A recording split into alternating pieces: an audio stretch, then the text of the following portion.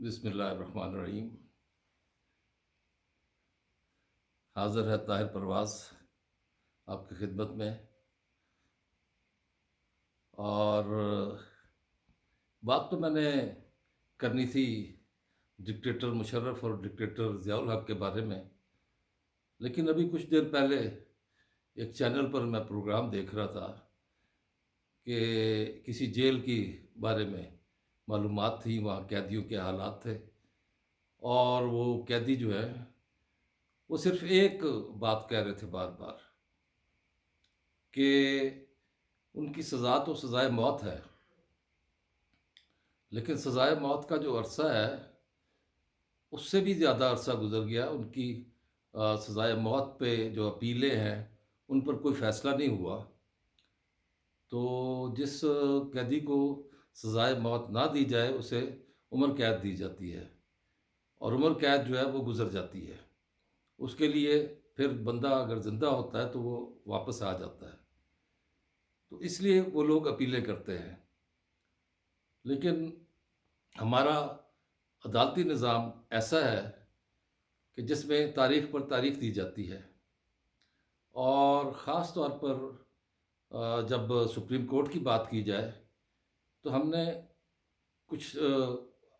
حالیہ برسوں میں دیکھا ہے کہ سپریم کورٹ ایک ایسا ادارہ بن چکا تھا کہ جہاں صرف اور صرف سیاسی کھیل کھیلا جاتا تھا، جوڈیشل ایکٹیوزم، اور سپریم کورٹ میں اس کے علاوہ لوگوں کی کوئی سنوائی نہیں تھی۔ ذرا ان قیدیوں سے جا کے پوچھیے، اور ایک مجرم تھا آئین شکن، جس نے آئین توڑا اور جس کو انہی عدالتوں نے آئین میں ترمیم کرنے کا بھی اختیار دیا، سپریم کورٹ نہیں، اور اس کا نام تھا general Pervez Musharraf. Army chief آئینی طور پر کوئی اپنا ایسا سول عہدہ نہیں حاصل کر سکتا، لیکن جب یہ مہم جوئی کرتے ہیں کوئی بھی ایسے جو ماضی میں کیا جنہوں نے، تو پھر پہلی دفعہ ایسی پکڑ ہوئی کہ جنرل پرویز مشرف، جو کہ کہتے تھے کہ وردی میری کھال ہے اور استغفر اللہ، توبہ کرنی چاہیے، کبھی تکبر نہیں کرنا چاہیے، اور مکہ لہرا کر بات کرتے تھے، تو انہیں در بدر نہیں بلکہ وطن بدر ہونا پڑا، اور پھر اس کے بعد ان کی میت پاکستان آئی۔ یہ صورتحال دیکھنے کے بعد، اس کے بعد پھر کسی آرمی چیف نے جرت نہیں کی کہ وہ کوئی ایسی مہم جوئی کر سکے۔ پرویز مشرف سے پہلے جنہوں نے کیا وہ اپنے انجام کو پہنچے، لیکن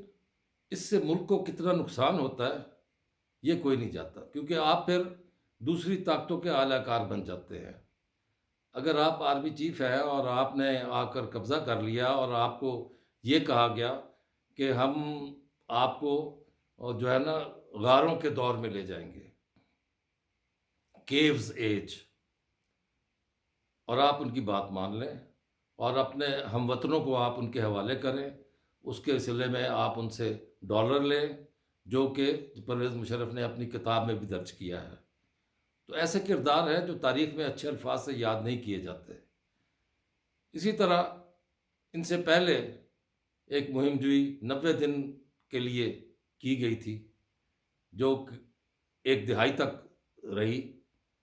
وہ جنرل ضیاء الحق تھے، اور جنرل ضیاء الحق جو ہے وہ ان کے بارے میں تو میں بات بعد میں کروں گا، بات ادھوری رہ جائے گی۔ پہلے میں یہ بات کر لوں کہ پرویز مشرف کے لیے جو جس خصوصی عدالت نے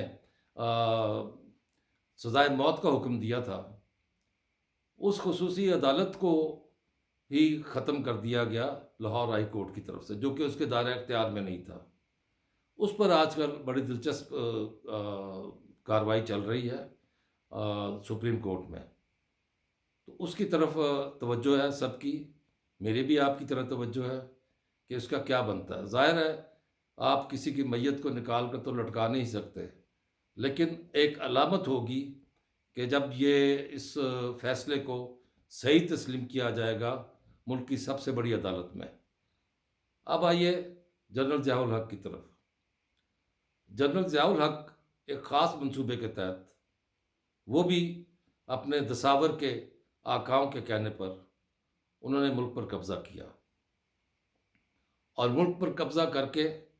انہوں نے یہاں پہ جو کلچر لائے، بظاہر یہ نظر آتا تھا کہ ضیاء الحق جو ہے وہ ایک دیندار آدمی ہے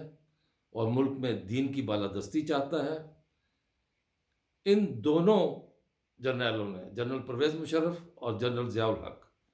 انہوں نے اپنے اپنے دور میں ایک ریفرنڈم کیا۔ ضیاء الحق کا ریفرنڈم بہت دلچسپ تھا۔ ضیاء الحق نے اپنے ریفرنڈم میں یہ کہا کہ اگر آپ چاہتے ہیں کہ اس ملک میں اسلامی نظام ہو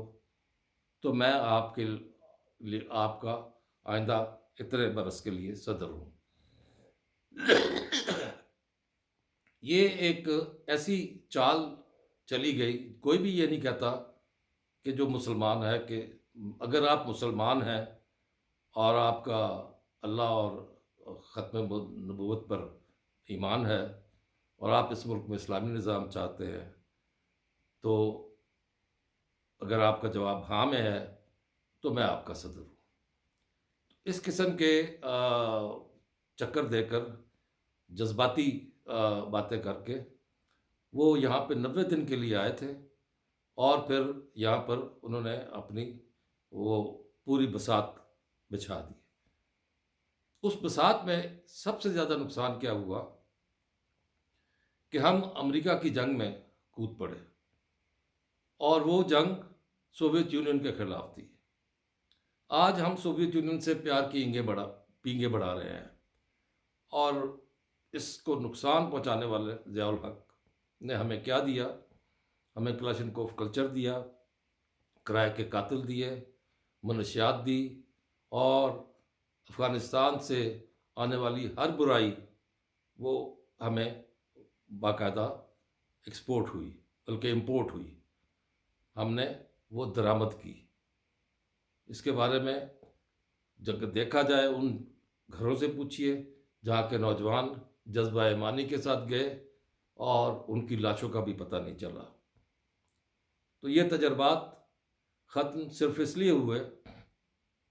کہ آئین پاکستان نے پہلی دفعہ کسی سابق آرمی چیف اور صدر کو، جو اپنے آپ کو صدر کہتا رہا اور جسے عدالتیں سہولت دیتی رہی، سہولت کاری کی بلکہ عدالتوں نے، اور وہ بھی کون سی عدالتیں تھیں؟ Supreme court. تو اس چیز سے انکار نہیں کیا جا سکتا۔ اب یہ سہولت کاری تو قاضی فائز عیسیٰ کے ہوتے ہوئے نظر نہیں آئے گی، اور نہ ہی کوئی آرمی چیف ایسی جرت کرے گا جب ایک پریسیڈنٹ آپ کے سامنے آ جائے، کیونکہ حکومت کرنا عوام کا کام ہے۔ عوام اپنے ووٹ کے ذریعے اپنے نمائندے بھیجتے ہیں، اور اس کے بعد اپنی آراء کے مطابق اپنے نمائندوں سے کام کرواتے ہیں۔ یہاں تک میں گزارش کروں گا کہ اگر آپ نے سبسکرائب نہیں کیا، کر دیجئے، لائک کیجئے، شیئر کیجئے، کمنٹ ضرور کیجئے۔ اللہ نے کے بعد